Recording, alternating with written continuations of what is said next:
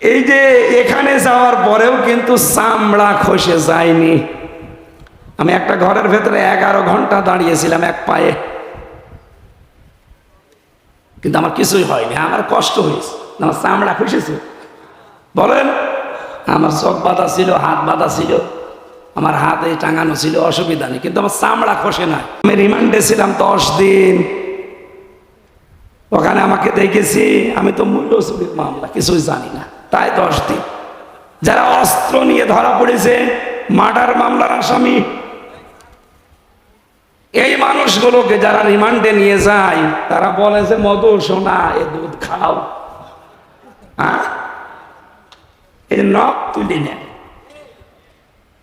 আমাকে বিভিন্ন জিনিস দেখিয়েছিল, কিন্তু আমার তোলে নাই। আমার সামনে অনেকে তুলেছে। জীবিত মানুষের যদি নখ তুলে নেয়, বলেন তো, এরপর আবার এরকম লবণ ছিটিয়ে দেয়। নখ তুলে নেওয়ার পরে যদি লবণ ছিটায় জীবিত মানুষ, ও তো এমনি অজ্ঞান হয়ে যাওয়ার কথা। আর বাকি যে জায়গায় বিভিন্ন জিনিস দেওয়ার কথা, অত তো বলাই যাচ্ছে না।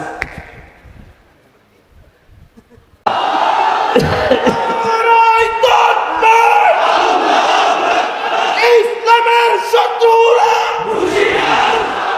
আজকের মাহফিল সারা বিশ্বের মুসলিম নারায়ণ তাকবীর।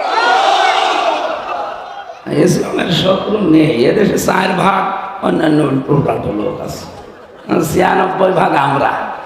সুতরাং আমাদের ওই চিন্তা নেই। ও শত্রুতা করেও কিছু করতে পারবে না। বহু চেষ্টা চালাচ্ছে, এখনো পর্যন্ত ষড়যন্ত্র বন্ধ নেই। বিভিন্ন রকমের সূক্ষ্ম ষড়যন্ত্র চলছে। না, আপনি পারবেন না। আপনাকে আমি কোরআন সামনে নিয়ে, আল্লাহর দিকে তাকিয়ে, বিশাল জনসমুদ্র সামনে নিয়ে গ্যারান্টি দিচ্ছি, এদেশে এখনো যারা ষড়যন্ত্রে আছেন, থামেন, পারবেন না। যা যা ষড়যন্ত্র করছেন ওখানে থেমে যান। কিয়ামতের আগে দেশ থেকে ইসলাম বিদায় করা সম্ভব না। যত চেষ্টা চালাচ্ছে তত বেড়ে যাচ্ছে। কি করেছেন আমার 3 বছর আটকিয়ে? আগে 20,000 মানুষ হতো, এখন 50,000 হচ্ছে। এই জন্য হবে না এভাবে। এই সিস্টেম বাদ দেন, আদর্শ নিয়ে আসেন। আমরা এসেছি রসুলের আদর্শ নিয়ে। পৃথিবীর কোনো আদর্শ এখানে আর হবে না। এই জায়গায় সব জিরো। বলেন, এই জন্য আমাদের উচিত হচ্ছে, আমরা সবচাইতে আপন যেটাকে বলি সন্তান, আমার ফারিহাকে পর্যন্ত যদি কিয়ামতে আমি দিতে চাই, তে আর কে বাকি থাকে? আল্লাহ এরপরও আরেকজনের নাম দিয়েছে। আল্লাহ পাক বলেন, ওয়াসাহিবাতিহি ওয়া আখি। মানুষ কিয়ামতে তার বউকে পর্যন্ত মুক্তিপণ দিতে চাইবে। কাকে? বলেন বলেন। এমনকি তার ভাইকে,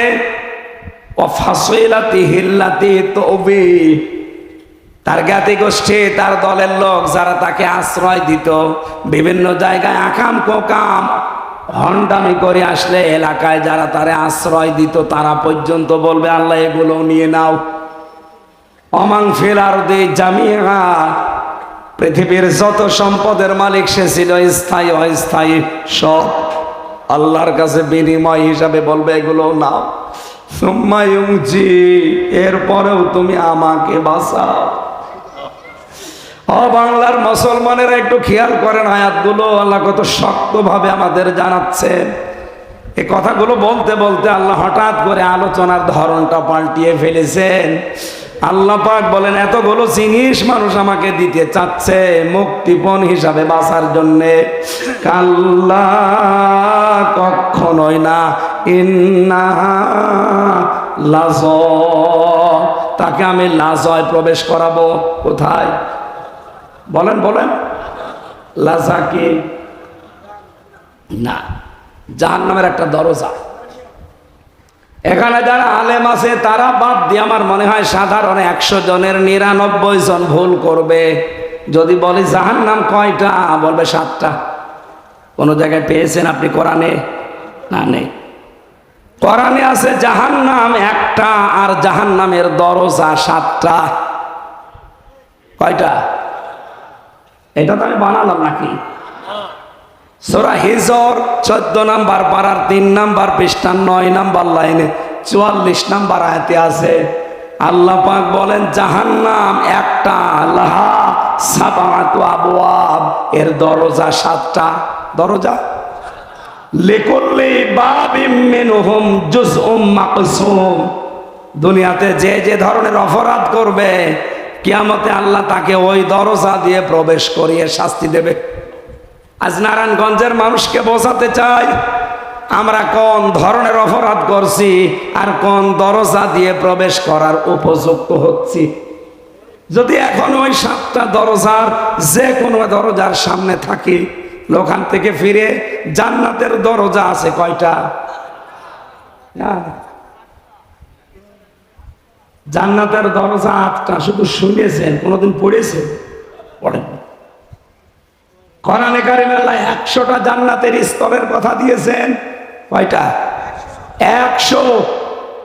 ওই 100টা দরজা খোলা আছে, স্তর বানানো আছে। যে যেই দরজার সামনে দিয়ে যাওয়ার সৌভাগ্য অর্জন করতে পারবেন আজকের আলোচনা থেকে শেষ পর্যন্ত।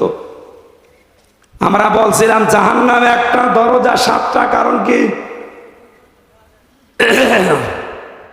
প্রাইমারি একটা স্কুল, এখানে 1 থেকে 5 পর্যন্ত পড়ায়।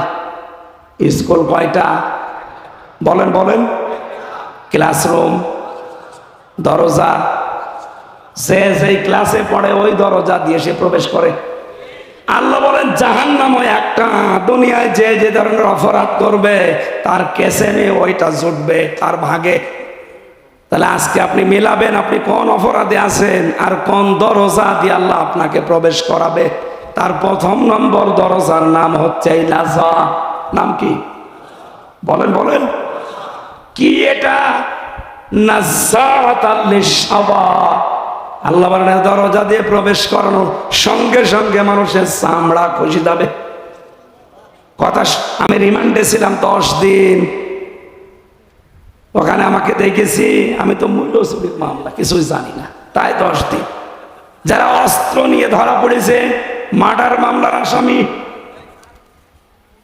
এই মানুষগুলোকে যারা রিমান্ডে নিয়ে যায় তারা বলে যে মধু সোনা এ দুধ খাও, হ্যাঁ, এই নখ তুলে নেন। আমাকে বিভিন্ন জিনিস দেখিয়েছিল কিন্তু আমার কোলে নাই, আমার সামনে অনেকে তুলেছে। জীবিত মানুষের যদি নখ তুলে নেয় বলেন তো, এরপর আবার এরকম লবণ ছিটিয়ে দেয়। নখ তুলে নেওয়ার পরে যদি লবণ ছিটায় জীবিত মানুষ, ও তো এমনি অজ্ঞান হয়ে যাওয়ার কথা। আর বাকি যে জায়গায় বিভিন্ন জিনিস দেওয়ার কথা অত তো বলাই যাচ্ছে না। এই যে এখানে যাওয়ার পরেও কিন্তু চামড়া খসে যায়নি। আমি একটা ঘরের ভেতরে 11 ঘন্টা দাঁড়িয়েছিলাম এক পায়ে, কিন্তু আমার কিছুই হয়নি। আমার কষ্ট হয়েছে, আমার চামড়া খসেছে। বলেন, আমার চোখ বাঁধা ছিল, হাত বাঁধা ছিল, আমার হাতে টাঙানো ছিল, অসুবিধা নেই, কিন্তু আমার চামড়া খসে নাই। আল্লাহ নাযাতাল লিশাওয়া দিয়েছে। এ ঘরে প্রবেশ করাতে সঙ্গে সঙ্গে চামড়া খসে চলে যাবে। তার মানে এমন এমন যন্ত্রপাতি সেট করা আছে, ঢুকলে চামড়া খসে যায়। এই জায়গাটা অত সহজ? বলেন, কেন দেবে এখানে? কোরআনে কারীম জানাচ্ছে 2টা গুণ যাদের ভেতরে দুনিয়ায় পাওয়া যাবে, এই লাজা নামের দরজা তাদেরকে ডাকবে। নারায়ণগঞ্জের মানুষেরা মিলান তো আপনার ভেতরে আছে কিনা? তাদউ মান আদবার ওয়া তাওয়াল্লা। এই জাহান্নামে লাজার দরজা তাদেরকেই ডাকবে যারা সত্যকে সত্য জানার পরও মুখ ঘুরিয়ে চলে যায়। আর বাংলাদেশে এই চরিত্রের মানুষ বেশি। চোখে আঙ্গুল দিয়ে দেখিয়ে দেওয়া হয়, এর বড় মানতে চাই না। আমি কি নিচে নামবো না? মানে না, আমি আবার 3 বছর থাকি। তার মানে সত্যকে সত্য জানার পরও যারা মুখ ফিরিয়ে নেন, আপনি তো নিজে টের পাচ্ছেন, আপনি নিচ্ছেন কিনা? আপনি জানেন যে এটা সত্য কথা, কিন্তু আপনার দলের লোক না, আপনার বাবার মুরিদ না, এই জন্য আপনি মানতে চান। আপনি জানেন তাহিরি ভাই যা করছে এগুলো ঠিক না, তারপরও আপনি অন্ধভাবে ওগুলো মেনে নিচ্ছেন। আপনার বিবেকের ওপরে কি কুকুরে পোশাক করেছে? কোন ইসলামে আছে ওই রকম নাচানাচি করা লাগবে? সত্যকে সত্য আঙ্গুল দিয়ে দেখিয়ে দেওয়া হচ্ছে, এরপরও মানতে চাই না। এই চরিত্র যাদের আছে, বিবেক যাদের কাজে লাগে না, এর দলিল পাবেন সূরা মুলকের 10 নম্বর আয়াত, ওয়াকালু লাউ কুন্না নাসমাউ আও নাকিলু মা কুন্না ফি আসহাবিস সাঈর। যারা জাহান্নামে যাবে তাদেরকে জিজ্ঞাসা করা হবে কেন আসলে? ওরা বলবে আমাদের আকেল ছিল, বিবেক ছিল, আমরা কাজে লাগাইনি, আর আমরা শোনার পরও না শোনার ভান করেছিলাম। তার আপনি শোনার পরও, সত্যকে সত্য জানার পরও যদি না মানেন, 2 নম্বরে কি? যারা মাল সম্পদ জমা করে আর এগুলো সংরক্ষণ করার জন্য সব সময় চেষ্টা চালায়। এই বাংলাদেশে এই চরিত্রের মানুষও দিন দিন বাড়ছে। কি করে জমা করবে জমা করবে জমা করবে, আর এগুলো কি করে সংরক্ষণ করা যায়, সে বৈধ হোক আর অবৈধ। দেশে জায়গা হচ্ছে না, অনেকের বেগম পাড়া বানাচ্ছে। এখানে মাল শব্দটার অর্থ পেয়েছি আমি 4টা। কয়টা বলেন বলেন? মালের প্রধান অর্থ হচ্ছে নেককার স্ত্রী। আর নেককার স্ত্রী বলা হয় ওইটাকে যে স্বামী বাইরে থেকে বাড়িতে আসলে স্বামীকে আনন্দ দেওয়ার জন্য যেভাবেই হোক স্বামীকে খুশি করে। সে সাজগোজ দিয়ে, কথাবার্তা দিয়ে, এমনকি কাতো কত দিয়ে হলো, অসুবিধা নেই। সম্মানিত মা বোনেরা, স্বামী বাইরে থেকে আসলে যদি ওকে খুশি করার জন্য আপনি দাঁত বের করেন হাসতেছে, যেই কয়টা দাঁত বের হবে ওই কয়টা নফল নামাজের সওয়াব হবে। এবারে সুবহানাল্লাহ জোরে বলা দরকার নেই, বাড়ি যেয়ে দেখবেন দাঁত কেলিয়ে পড়ে আছে, ও আর বন্ধ হচ্ছে না। কেন? হুজুর বলল যেই কয়টা দাঁত দেখবো ওই কয়টা নফল হজের সওয়াব, যা আছে সব বের করে দিলাম।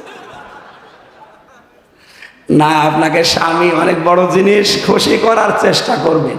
এখানে প্রশ্ন আসতে পারে মা বোনদের, ওই যে 2 জন মহিলা দাঁড়িয়ে আছে, ওরা যদি বলে হুজুরে ওয়াজ থামান, ওই এমন জল্লাদের সাথে বিয়ে হয়েছে, শাহজাহান জল্লাদ, ও জীবনে কোনোদিন একটু পাউডারও কিনে দেয় না, আমি মাখবো কি?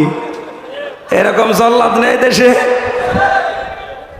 না, স্ত্রীর জন্য যদি সাজগোজের জন্য খরচ করেন, এটা আবার রেকর্ড করছে, এখনই ম্যাডাম শুনবে, লাইভ চলছে। আমার মনে হয় এই হাদিস না বলাই ভালো হবে না। যদিও আমি এই ওমরা থেকে আসার সময় ওর মেকআপ বক্স দিয়ে এসেছি, সুতরাং আমার বলা অসুবিধা নেই। না, স্ত্রীর সাজগোজের জন্য কেউ যদি খরচ করে, যদি মাসে 2000 টাকা ওর পেছনে খরচ হয়, মনে করবেন এটা আল্লাহ রাস্তা দান করল। সুবহানাল্লাহ বলছেন না কেন আমি জানি, কারণ এগুলো তো দেন না। বলে 22 বছর বিয়ে করেছে, 22 বছরে 2200 টাকাও সাজতে দেয়নি। লোকের পর সাজগোজ দেখে খুব আনন্দ পান। সম্মানিত মা বোনেরা, আজ বাংলাদেশে পরকীয়া প্রেম বাড়ার পেছনে, স্বামীগুলো অন্য জায়গায় লাইন করার পেছনে কারণ আপনি। আপনাকে আল্লাহ যা দিয়েছে, যার পেছনে ও ছোটে, ওর দেওয়ালা তাই দিয়েছে। আপনি ওইভাবে থাকেন না, এই জন্য অন্য জায়গায় লাইন করে বলছে ঠিক। তার মানে নারায়ণগঞ্জ এরকম 2 নম্বরই চলছে, চালান 180 মাইল বেগে। মা বোনেরা সেই যে থাকবেন, স্বামী আসলে এটা আপনার ইবাদত। এটা কি? 2 নম্বরে স্বামী যখন বাড়িতে আসবে, তার যে সম্পদ এবং তার সন্তান, এটা যেন ইসলামের পথে থাকে, এই চেষ্টা করবেন ও যখন বাইরে যাবে। 3 নম্বরে স্বামীর মন যেটা চায় ওটা যদি জায়েজ হয়, আবার বলছি, স্বামীর মন যেটা চায় ওটা যদি জায়েজ হয়, জীবন থাকতে মানা লাগবে। আমি সহ যত স্বামী এখানে বসে আছে, প্রত্যেকটা স্বামী চায় বিয়ের পরে আমার মা বাবা যেন আমার সাথে থাকে, কিন্তু 100 জনের 98টা বউ এটা চায় না। বলেন বলেন না, মেয়েরা আপনি নেককার হতে পারবেন না।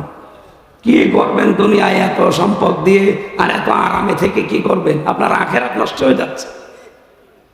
এই জন্য স্বামী যদি জায়েজ কোনো কাজ চায়, জীবন থাকতে ওইটা মেনে নেন, কষ্ট হোক।